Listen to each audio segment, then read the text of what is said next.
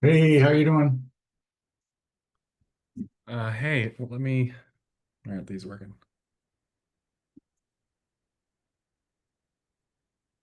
There we go. Okay, I made you co-host, so you should be able to share anything you need to. Perfect. All right. I'm just gonna pull everything up and be ready in a couple minutes. And do you want Q&A at the end?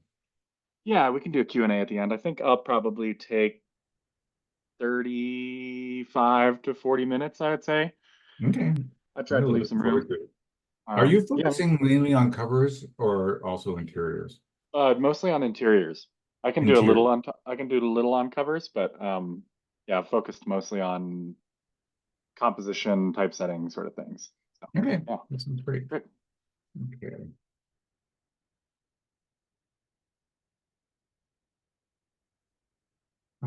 This is weird. Uh, oh, I made you host. Hold on. Co-host. There. Now that should work because all of a sudden I couldn't see the waiting room. Okay, Yeah, you good now? I'm good. I'm good. Thank you.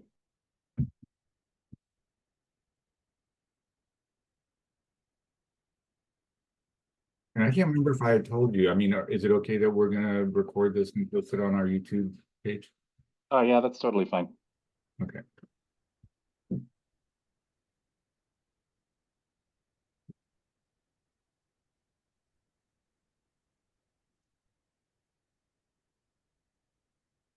Hey, Peter. Um, I can, if I'm able to, I can let people in so you don't have to think about it. Okay. Let me know when to start. Hey, how are Hi, you?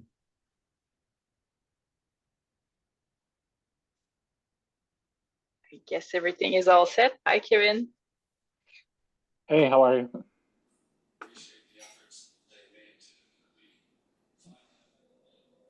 Oh, and Concepcion is here.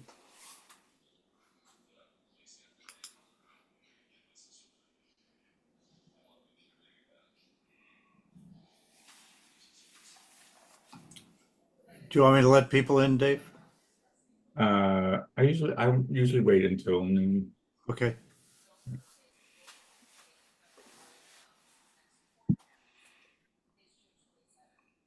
seeing if there's any. Frances Baca is here. She used to be on our board.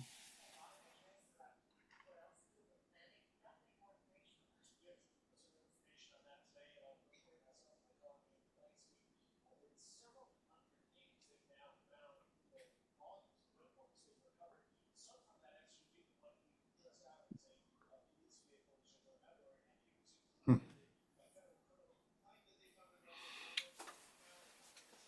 Okay, I'm gonna go ahead and let people in.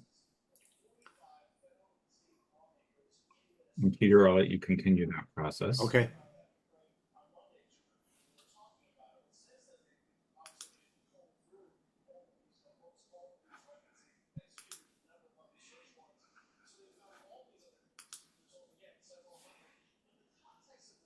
Hello and welcome, everybody.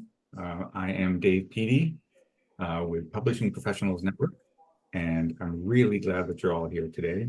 We're going to wait for just a few minutes after noon to start, but I wanted to let you all know that we will have a Q&A session at the end, and we're probably going to need to do that just through chat. So if you have questions, hold off on putting them into the chat until the end. Otherwise, we have to scroll back through and sort of try to uncover questions. So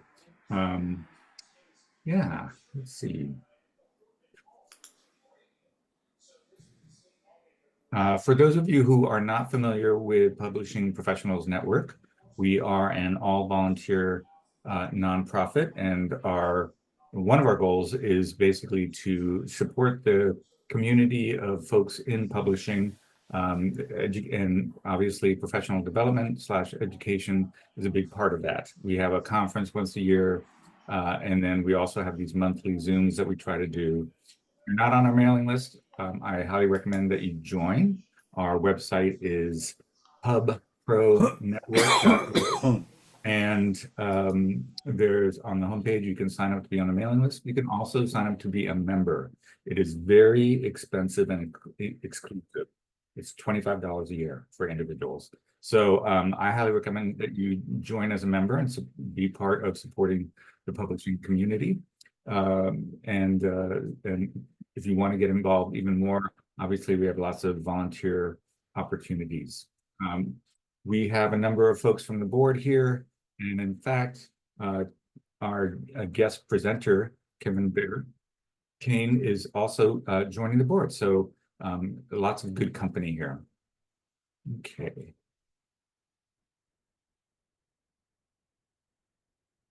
I think a lot of people know Kevin through his teachings, maybe also through his design work. He designed the logo for PPN, the one that came out. Is that before the pandemic, Kevin? Wow. I think it must have been. Yeah, maybe Because I even remember during... designing it in the Stanford office. So yeah, Oh, okay. would have been. Okay. Yeah. So without any further ado, I am going to just turn it over to Kevin. And like I said, we'll be asking folks to put their questions when it's Q&A time in the chat, because I think we have too many people probably to just open it up.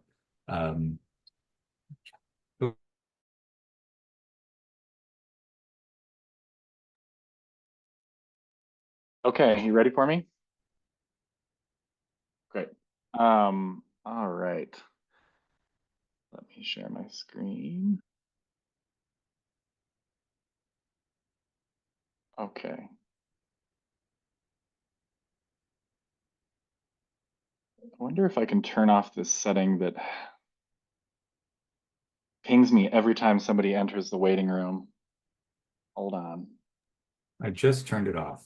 Okay, great. Thank you, Dave. Yeah, I was gonna say I was gonna drive me a little crazy. Okay, everybody can see that? Yes, I see some nodding. Okay, so thank you all for coming. Thanks PPN for hosting me.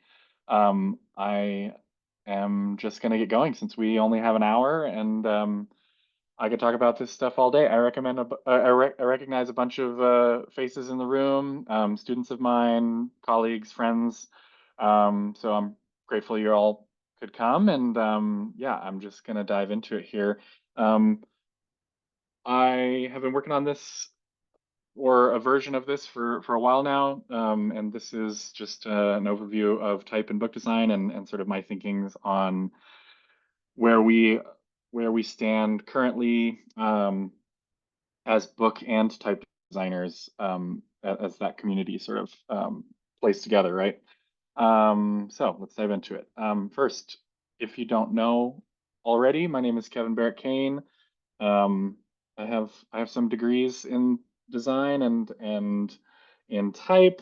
I am a type designer. I have started several companies, including the Frontispiece with my partner Emma Christine Hall, and we now run a design studio called Benson that doesn't even have a website, so don't even go look for us. We live in Grand Junction, Colorado, and work remotely. Yeah, this is our little family unit. All four of us doing some level of design work.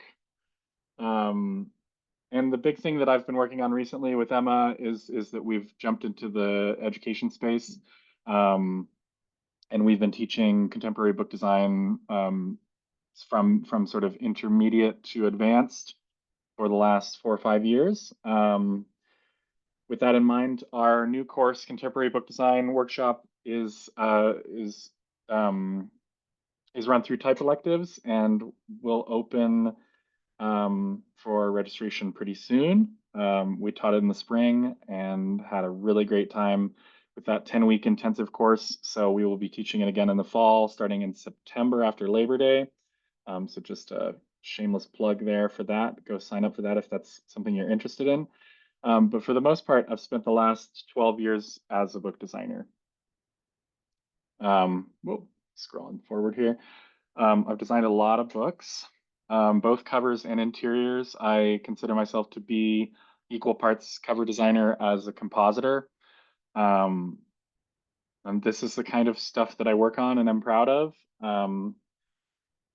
I do custom typography, custom cartography, typography, obviously, and then composition and design, and have a great time doing it. Just a lot of books over the years. I am now the senior book designer at the University of California Press. I was previously at Stanford, and I still work with a handful of clients on the side as well. I'm sure you've all heard of Adobe InDesign, and that's convenient because that's where I live. Spend a lot of time in InDesign, both using it and teaching it. This is a rough estimate of the number of hours that I've spent in InDesign, just kind of breaking down. I have lots of spreadsheets to sort of track my work, and so I've came to this calculation this spring. I do all my cover design in Photoshop for the most part, though, and so I spend a lot of time in Photoshop as well. And as a type designer, I am a heavy glyphs user. So that's kind of the three places where you might find me on any given day. And yeah, that's a pretty terrible metaphor, but here we are. Since we're here to talk about typography, I'm going to assume that you come in with some background information, so I'm not going to talk about some of the stuff that I would teach in my course. We're not going to talk about about what type is. We won't talk about the history of type. I won't go on a diatribe about the greatest technological human innovation, although I would love to. It would take hours.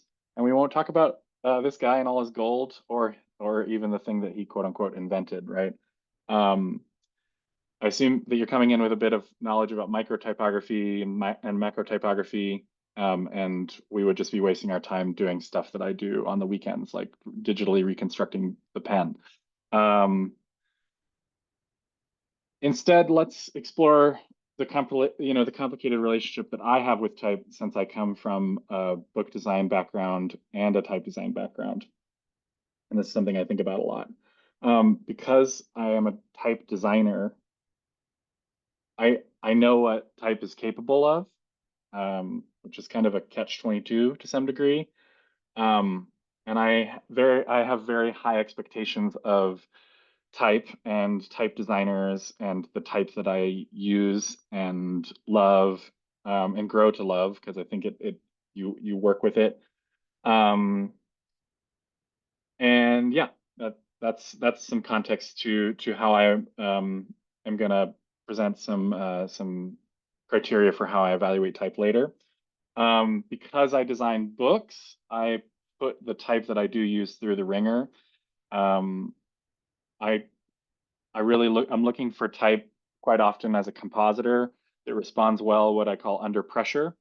And that's for anybody that has done any composition, like massaging the text, will know what I mean, right? Like typefaces, the back end of typefaces and type design, and all of the metrics therein kind of dictate how a typeface responds under load in long form content. And that's obviously really important to publishing and to book design.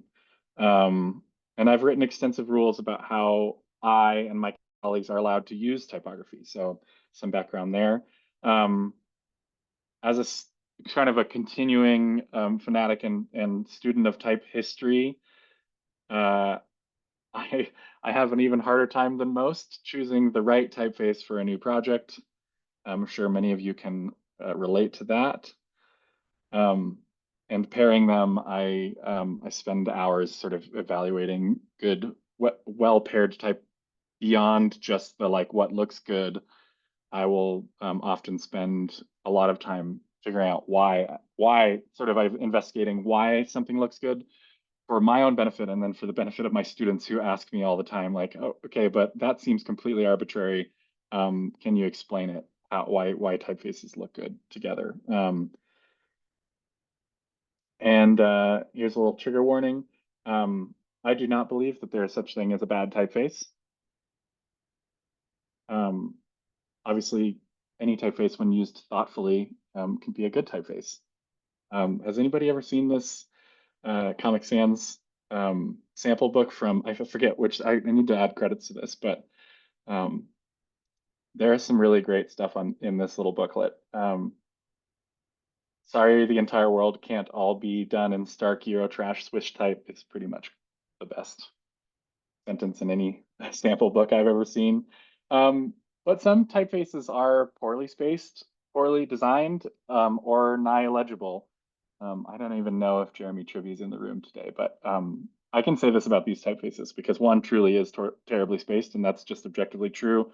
One of them was designed by me and is just an early iteration of that, and another was designed by Jeremy Trivey, and it's intentionally illegible, but beautiful nonetheless.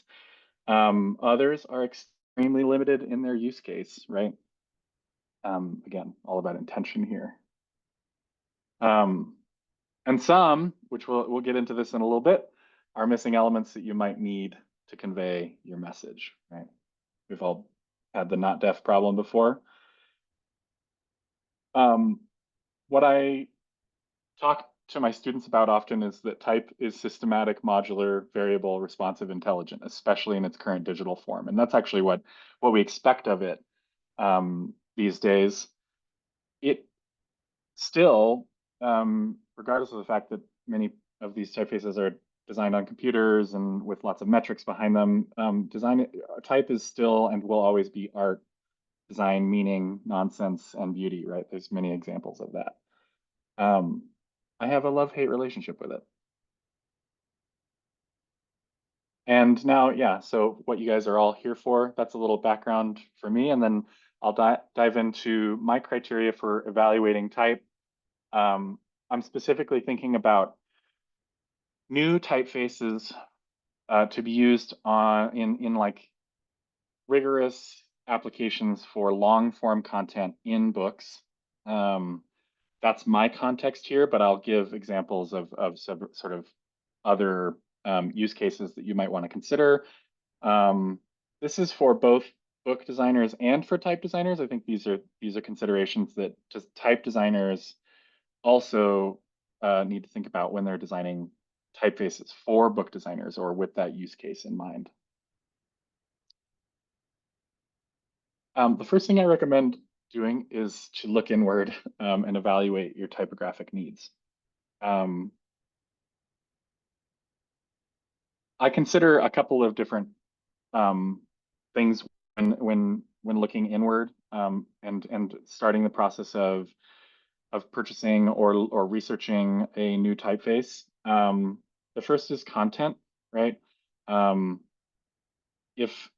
If I'm designing a cookbook, for example, I have very different typographic needs than if I'm designing a scholarly monograph. A scholarly monograph might have a certain glyph set that I am looking to basically fill, right, with diacritics, language support, and obviously long form content will benefit from small caps, old style figures, and all sorts of those sorts of glyphs.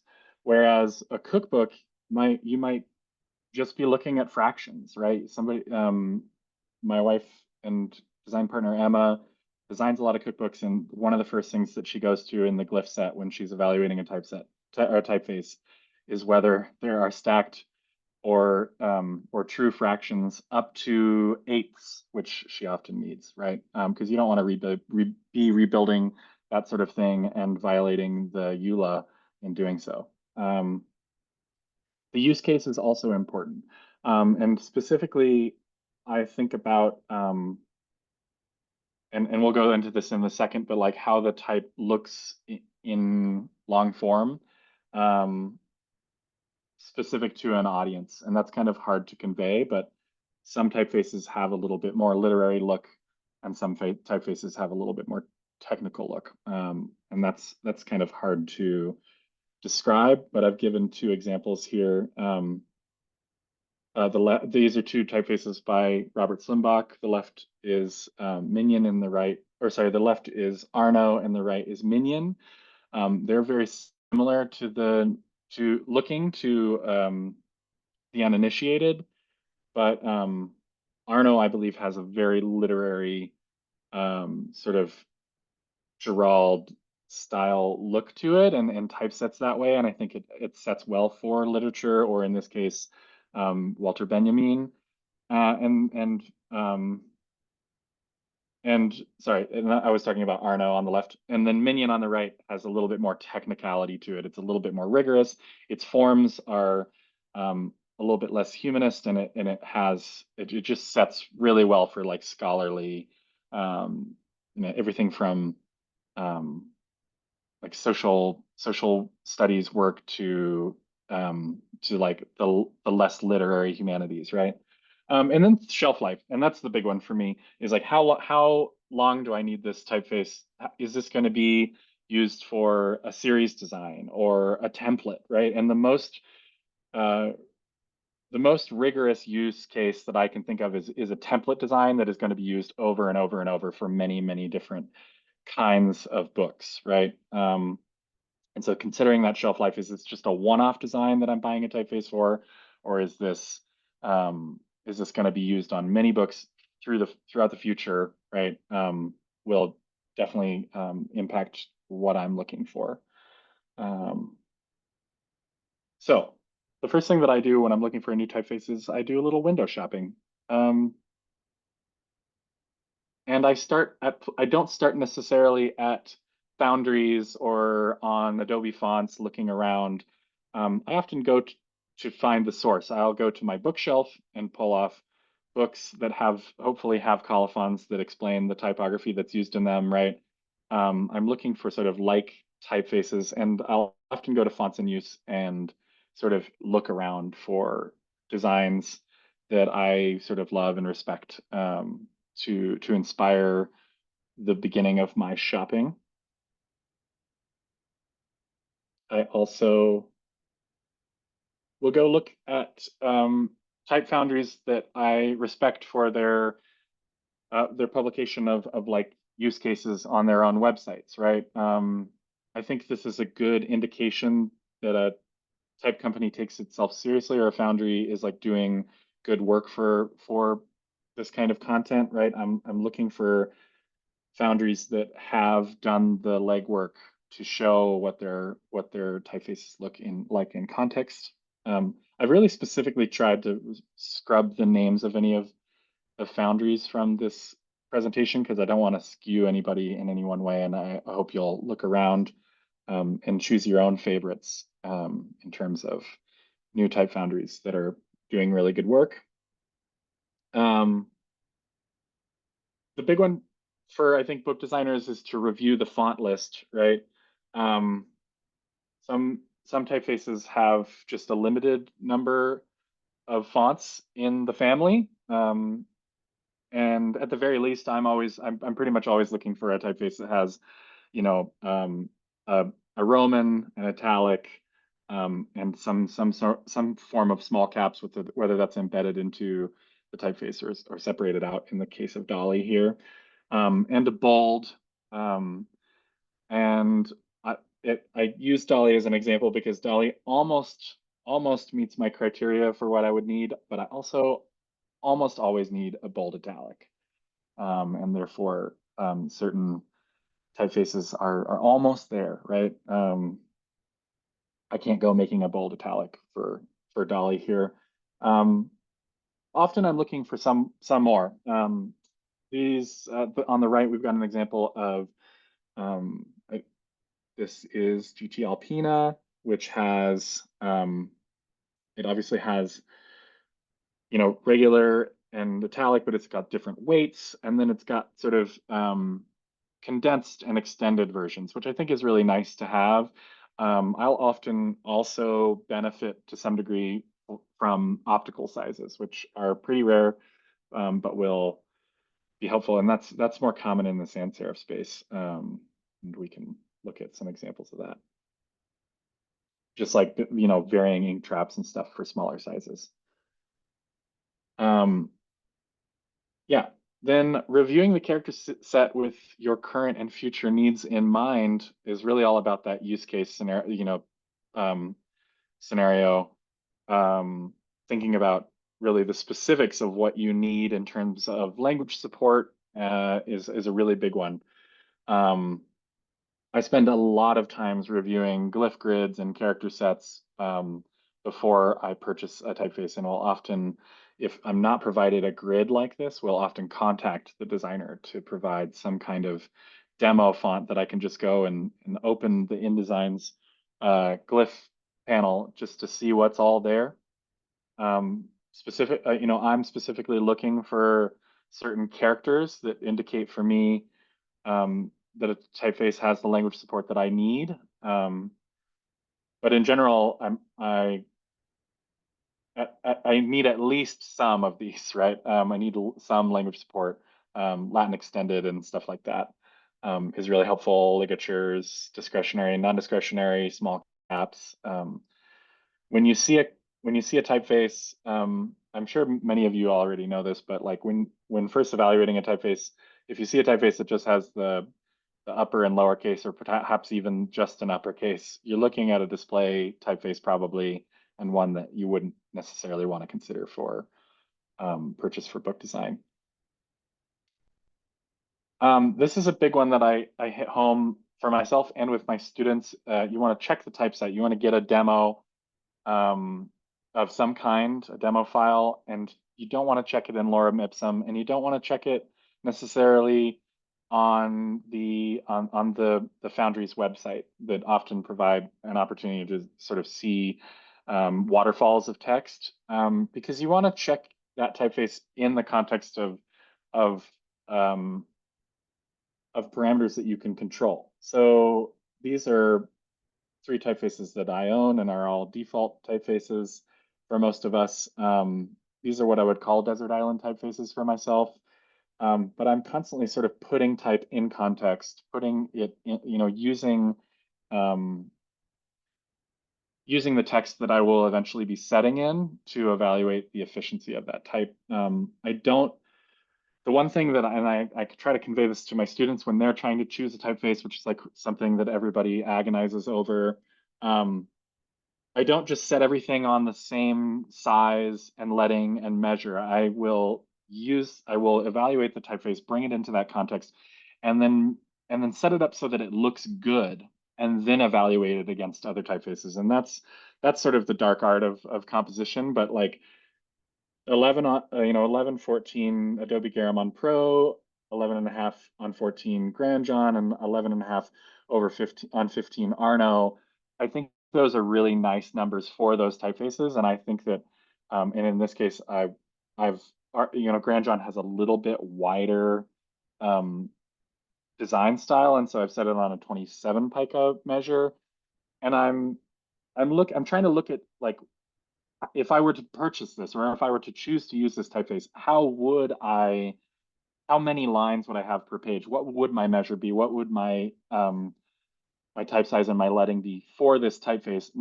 I think often when evaluating typefaces, book designers or designers in general will just put everything in the same leading and type size and same measure, and be like, oh, this one looks loose and this one looks dark, you know, this one looks dark in color or light in color. And I think it's really important to like kind of play with it and make the type look good before evaluating against others. And so I spend a lot of time doing that. And I find that Moby Dick is just a great combination of longer and shorter words.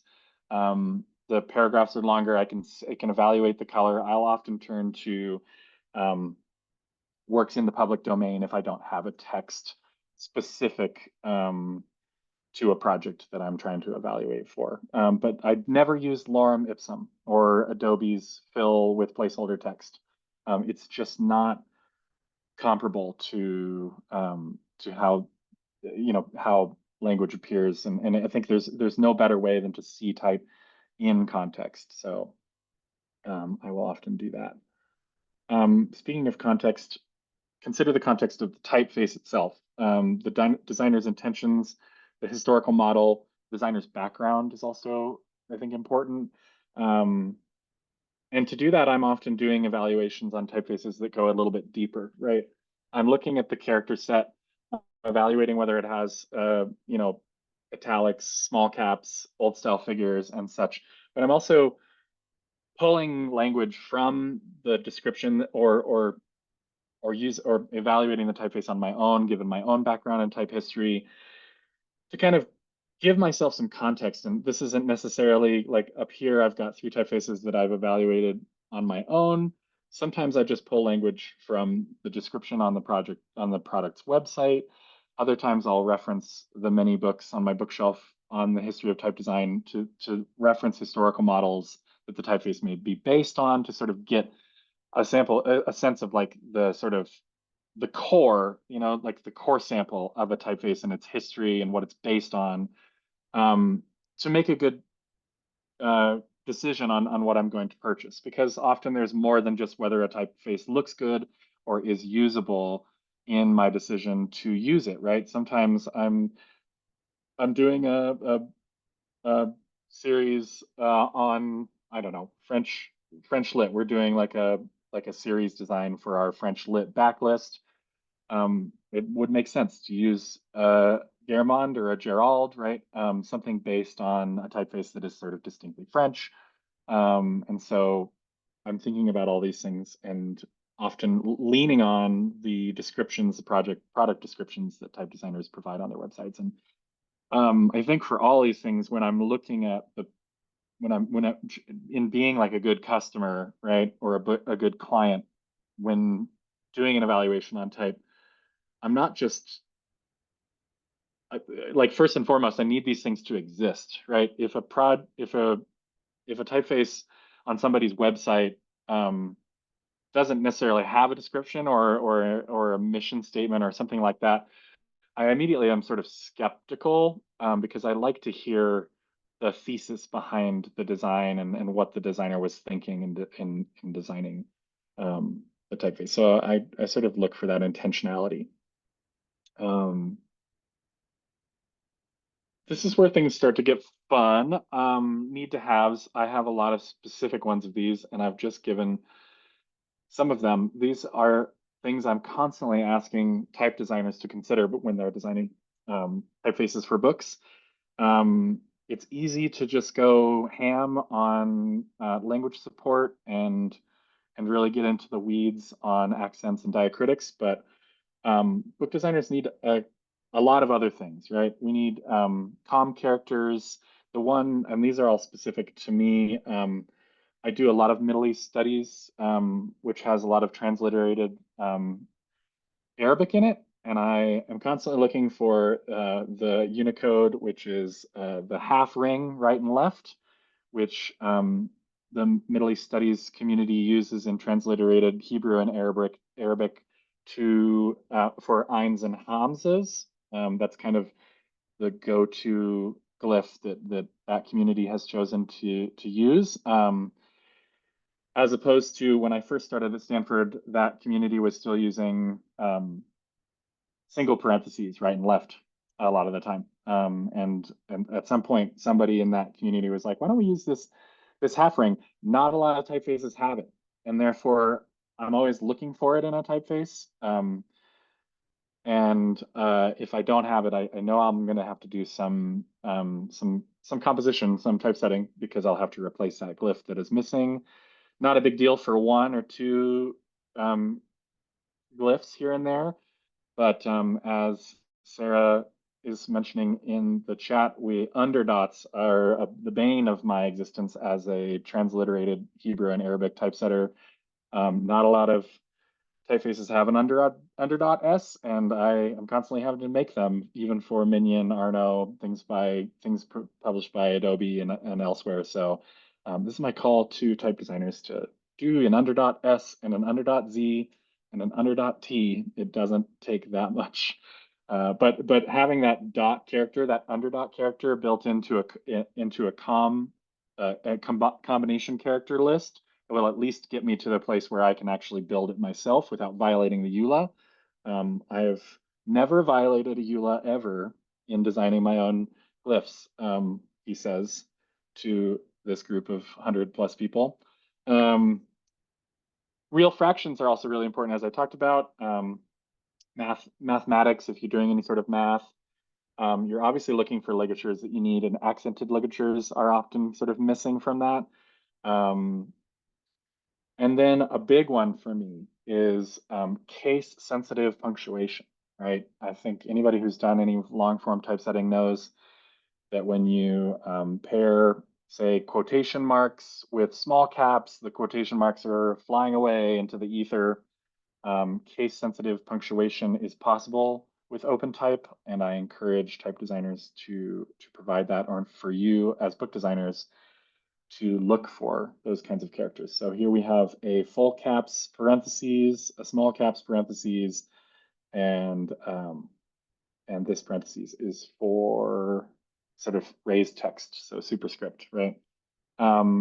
It's really helpful to have this for exclamation points and dollar signs, a big one. If you're setting, when I'm setting a lot of like a business book with a lot of dollar signs and and old style figures, I'm always looking for that case sensitive dollar sign that will look, you know, the whole point of setting an old style figures is so that your figures don't shout off of the page. But if you have a dollar sign shouting off of the page every once in a while, combined with old style figures, it doesn't look great either. Speaking of old style figures, I'm always looking for them, and I always need them as a book designer, even from my sans serif designs. They're rarer in the sans families, and nonetheless, I'm always looking for them. Small caps, italic small caps, and bolded small caps are also really helpful. There's many more. I could go on and on. I am always pondering my nice to haves in addition to my need to haves. Love me some circled characters, arrows of all kinds, super helpful. I find them helpful, and I'm mostly just doing academic texts. Think about the people doing instruction booklets and book, you know, cookbooks and things like that. Like directional arrows are really helpful, especially when they've been designed in the design language of a typeface. Contextual alternates are awesome, right? Didn't put it on here, but having a single and a double story A is really helpful for anybody working with like sort of educational booklets, right? In the United States, students are taught how to write with the ball and stick method, and therefore have a hard time identifying a double story A or a double story G. And so if you're setting within that context, which I've done before, you're looking for a typeface that at least has a contextual alternate double and single story A, double and single story G, so you can default to that character set. Because otherwise it's unusable, right? I think it's nice. That's probably more of a need to have, depending on your use case. It's nice to have some ornaments. I think type designers like designing these things and pairing them with their typefaces, but still we see very few typefaces that have really nice ornaments that pair with them.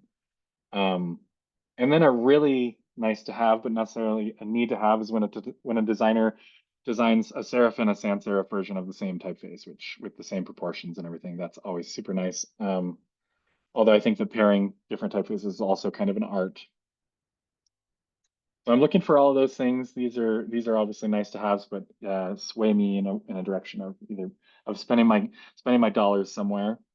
Another thing that this is possibly one of the things that I recommend that hardly anybody does, but like type designers are people, and you can contact them. The typeface featured in this presentation for the most part, and I'm trying to see, I didn't check earlier if he is here.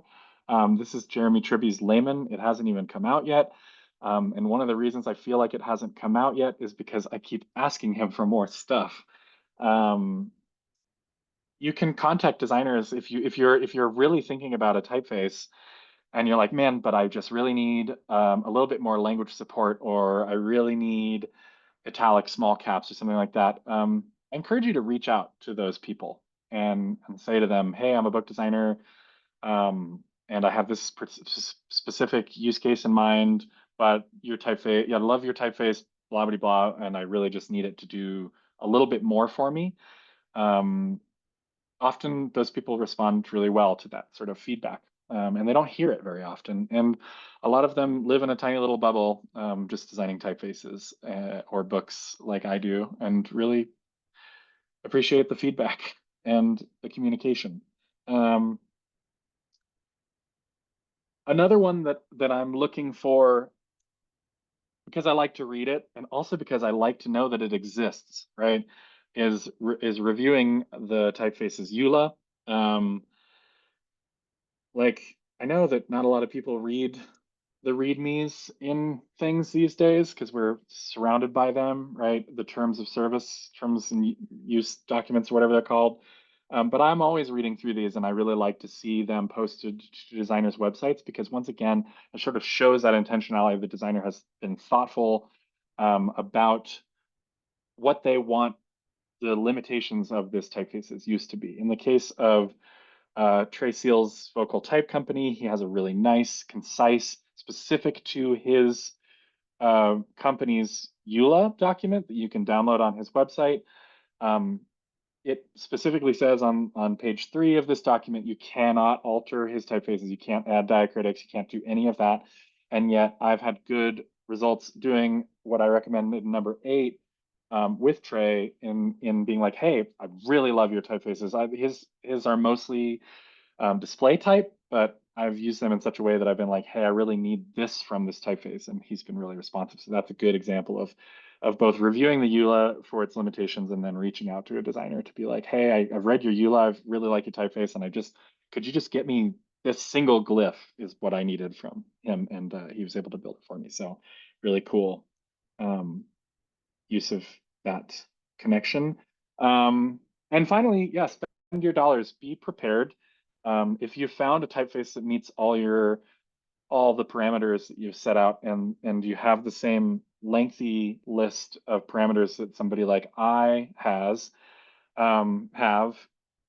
you're gonna probably be spending a little bit, and I think that's really good to consider, right?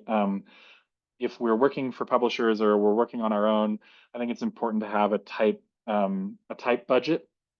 At the University of California, we have a tight budget that we use every year, sort of very carefully, because our tight budget as a small, university press is pretty small.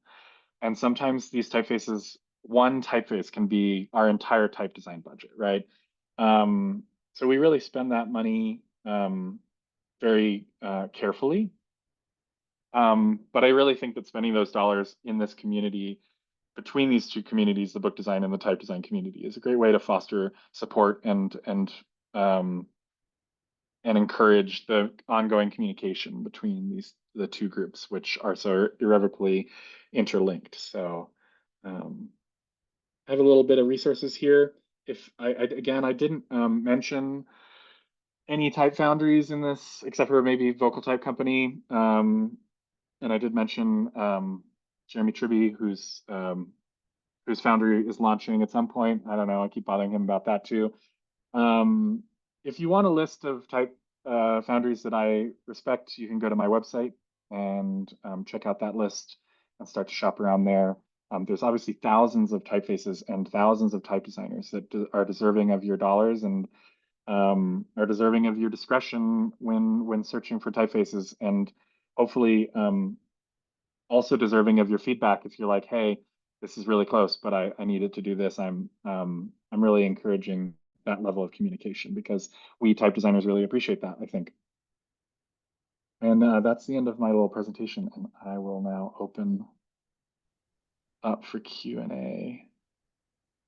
Thank you so much, Kevin. I think this has been a great presentation and a great little dip into how deep you can go. There's obviously so much more to explain. I have a quick question. I know that on one of your slides you talked about efficiency. Is that amount of text that can fit within a given page kind of thing, or what does efficiency mean?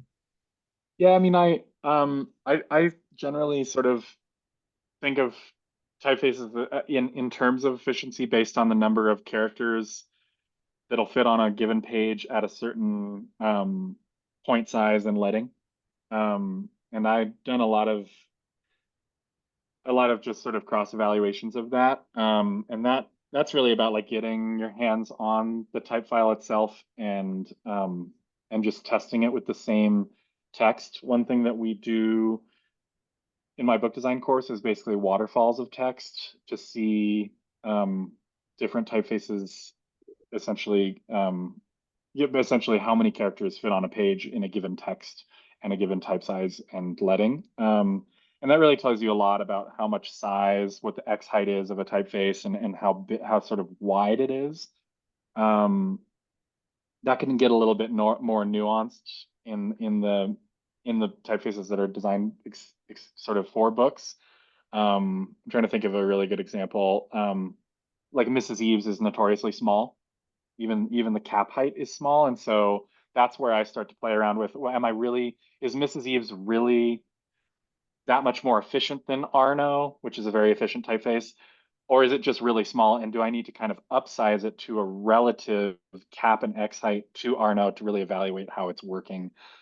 Because there's no real laws governing like type design sizing, we do often see discrepancies between not just overall size and design of typefaces, but also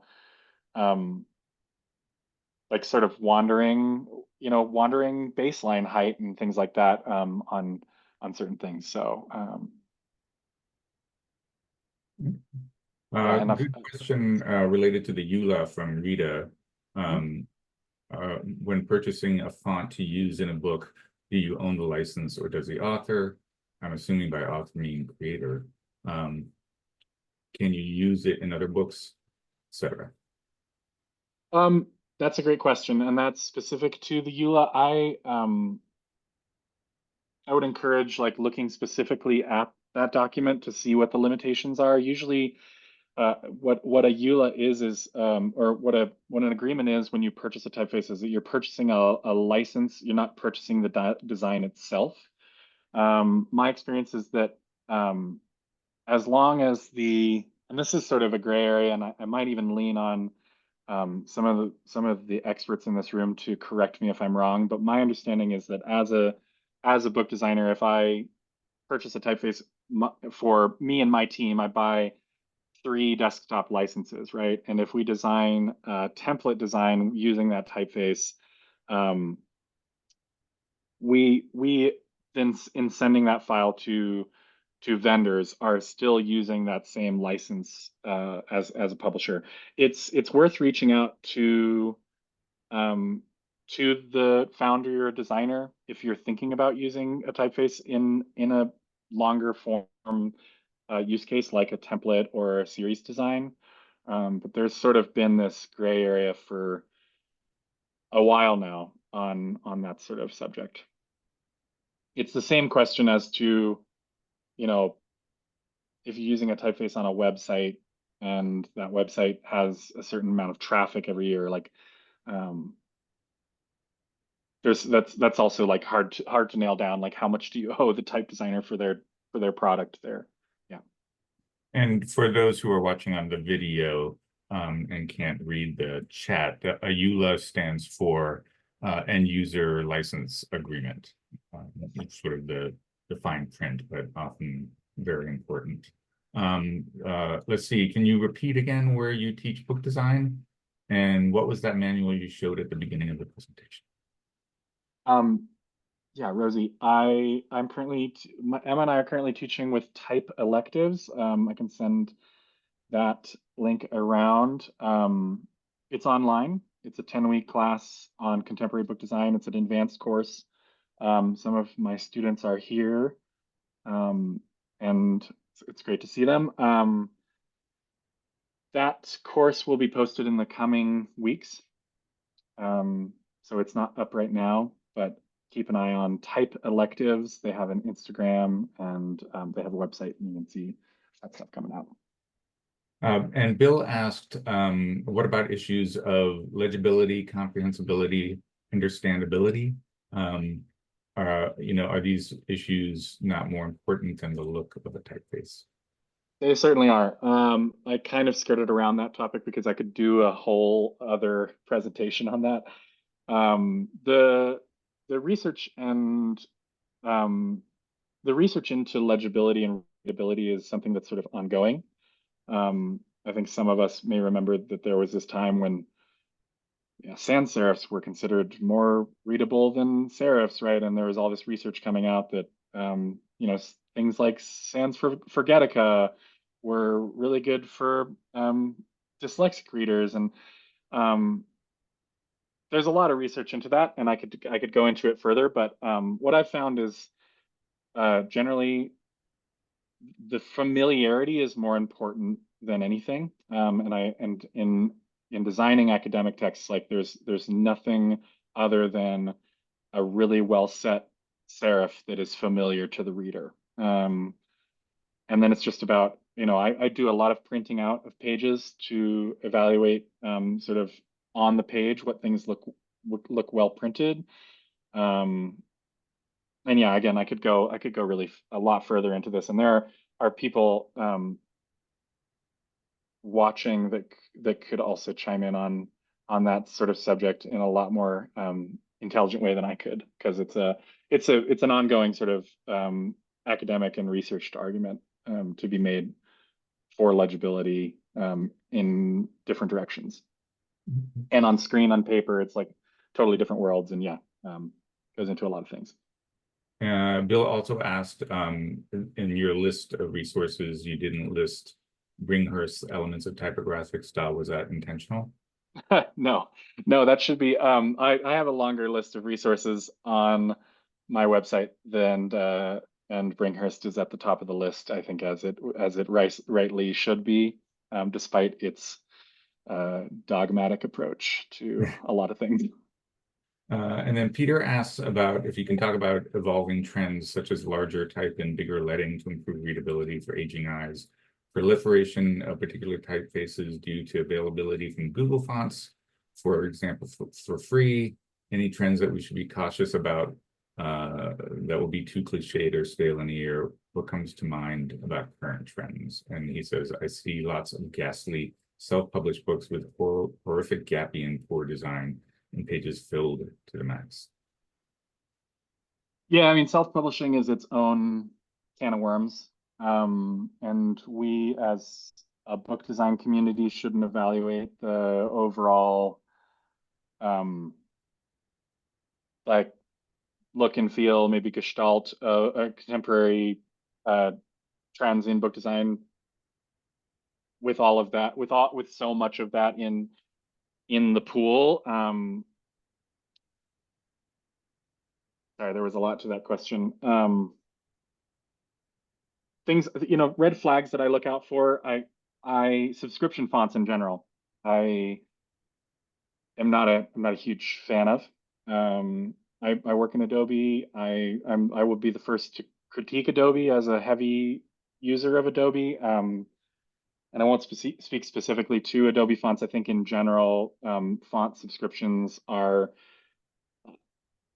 I think that accessibility is really important, and the cost of these things is really high. And so having these subscription models really opens up the design world to a lot more users, which I think it generally is quite good. But for professionals, for working professionals, and for those sort of working their way into professional level design, for example, my students, and sort of talking to them about this, it often becomes a really difficult category to breach, because there is so much out there, and those subscription models often have thousands and thousands of fonts that would not pass the Kevin Kane test of acceptability for use in books. In fact, very few of them do, that aren't just their legacy models like Adobe Caslon, Adobe Garamond, things like that.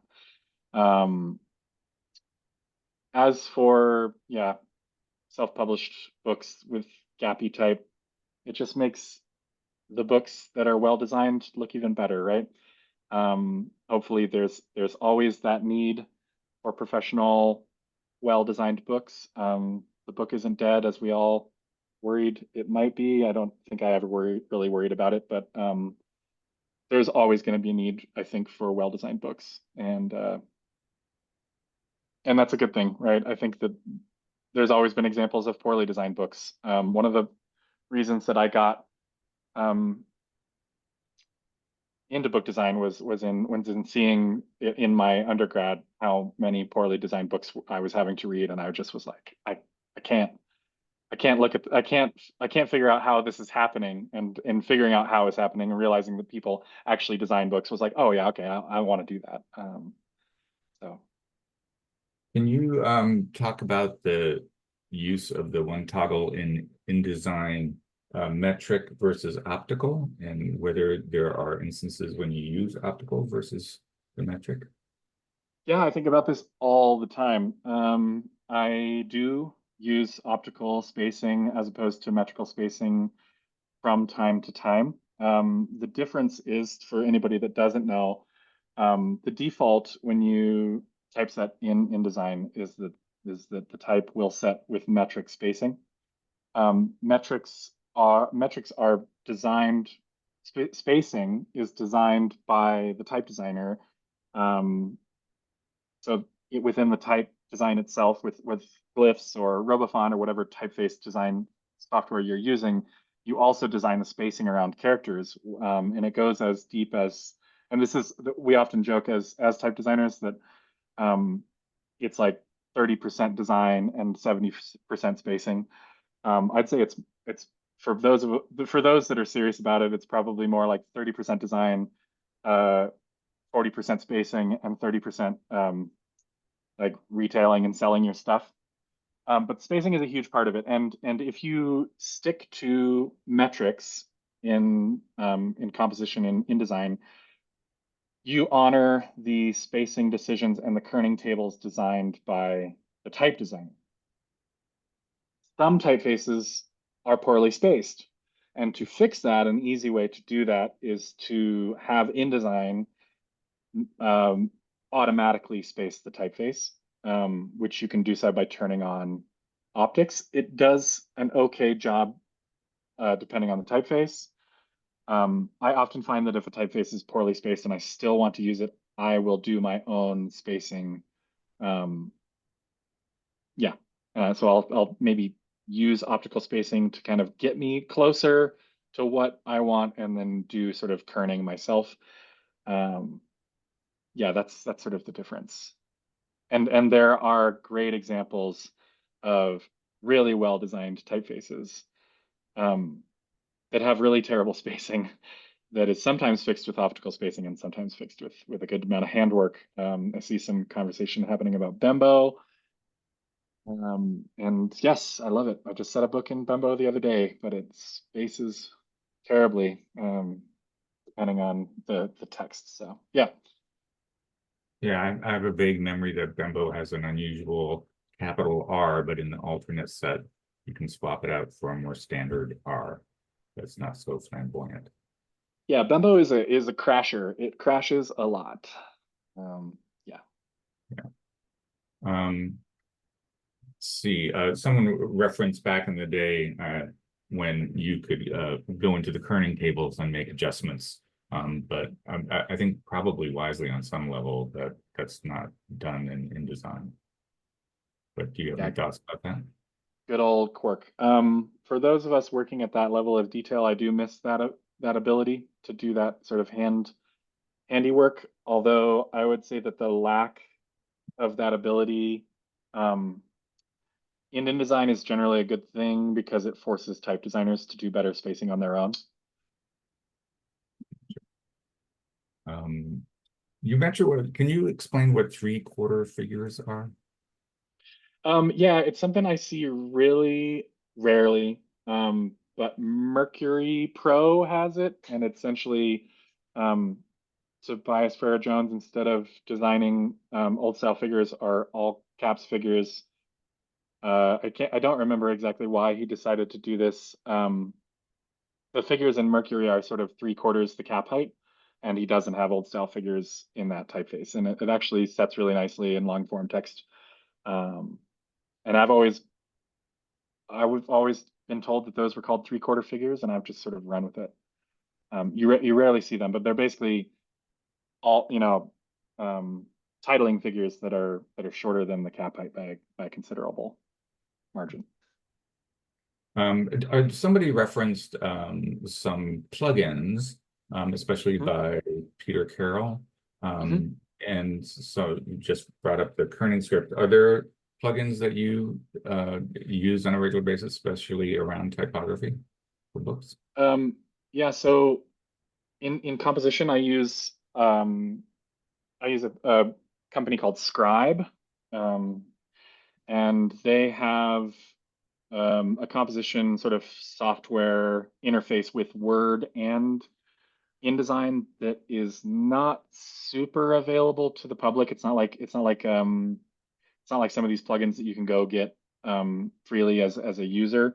This is like something that you can subscribe to as a publisher. Their larger system has a markup language and has really thoughtfully sort of plugged into InDesign. It does stuff that there was a thread on X the other day.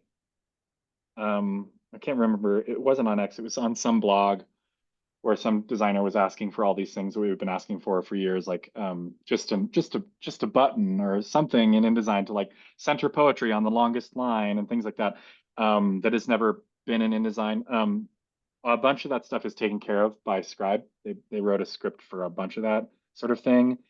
I have a common sort of list of greps that I use, and then the biggest plugin that I use besides Scribe is I'm trying to honor who built this thing. Dan Rodney has Make Book Jacket, and I know we've talked a lot about interiors today, but if you are regularly building book jackets, Dan Rodney's $20 InDesign plugin, no subscription, called Make Book Jacket is amazing. Go buy it. It allows you to change the spine width with a click of a button later if you need to. Super great. I sell that in my class too. I should probably have like an affiliate link or something.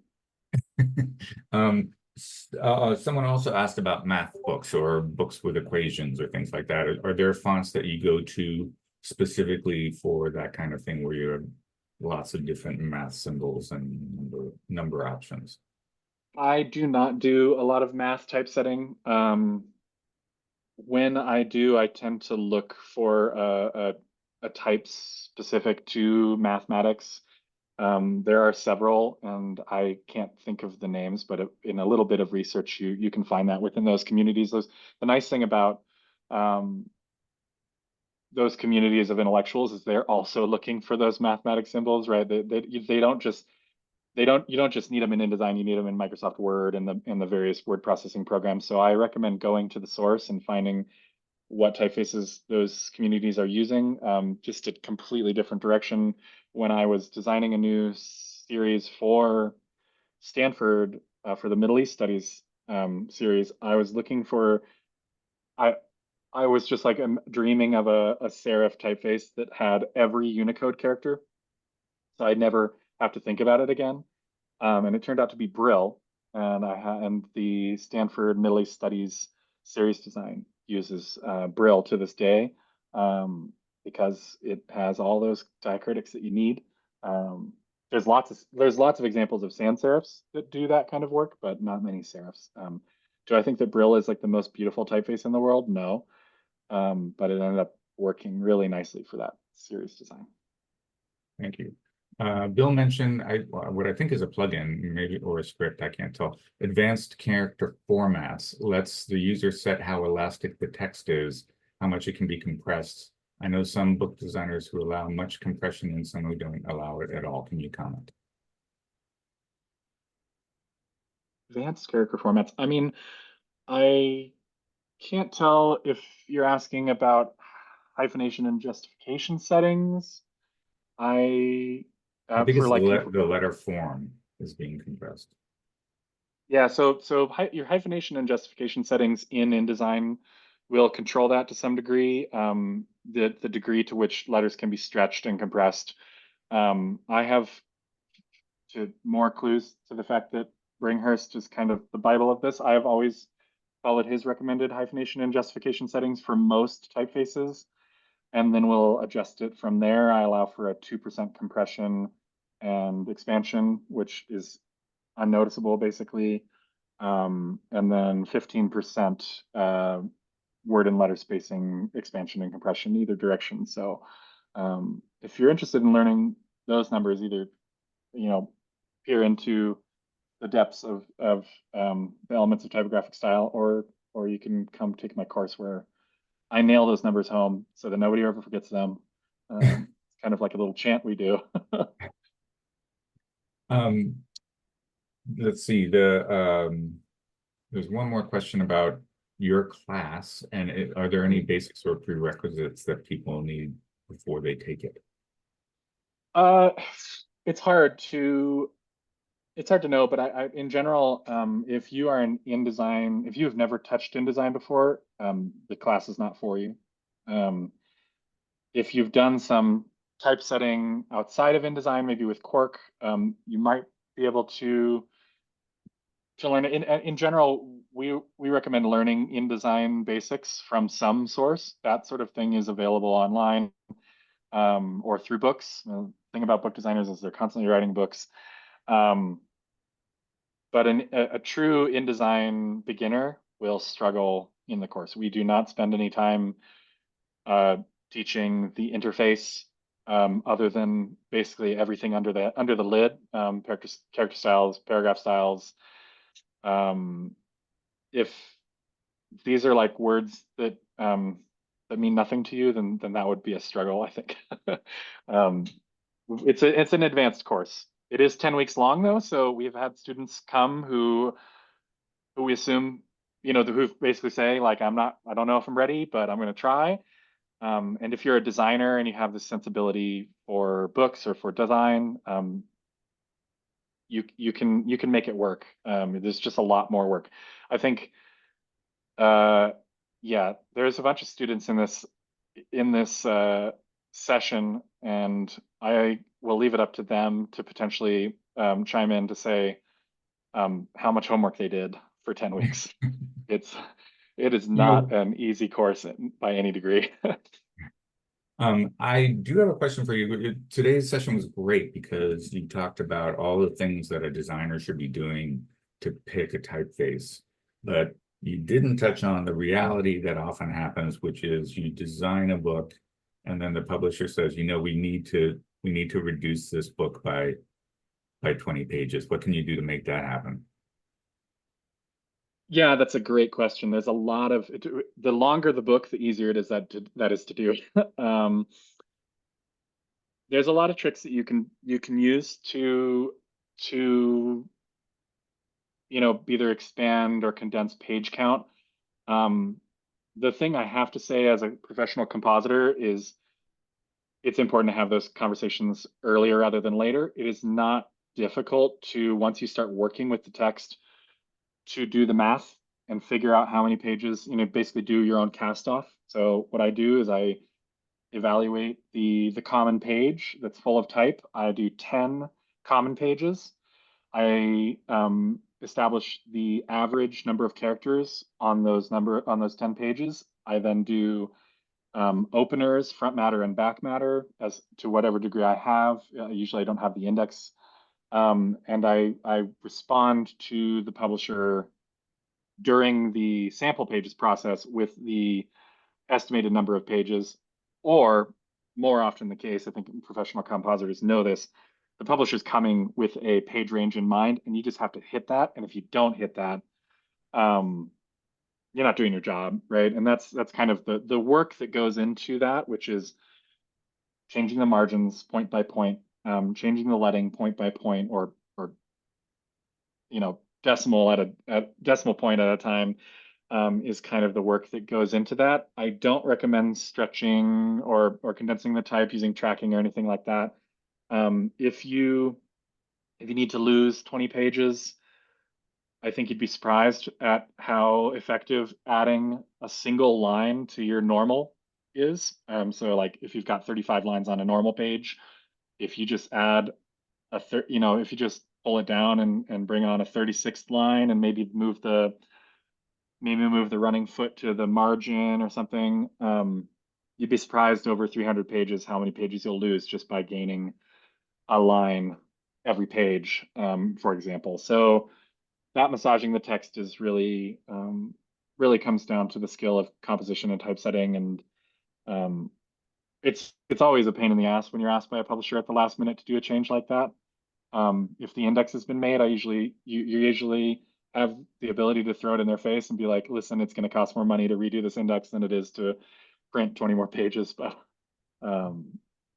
yeah, that's a great question. I mean, to some degree, you're sort of limited. But yeah, at the worst, you choose a new typeface and move on, something a little bit more efficient. Yeah. I assumed that you were just going to say, well, you need to push back and say the book is what it is. This design is beautiful. I've tried many techniques.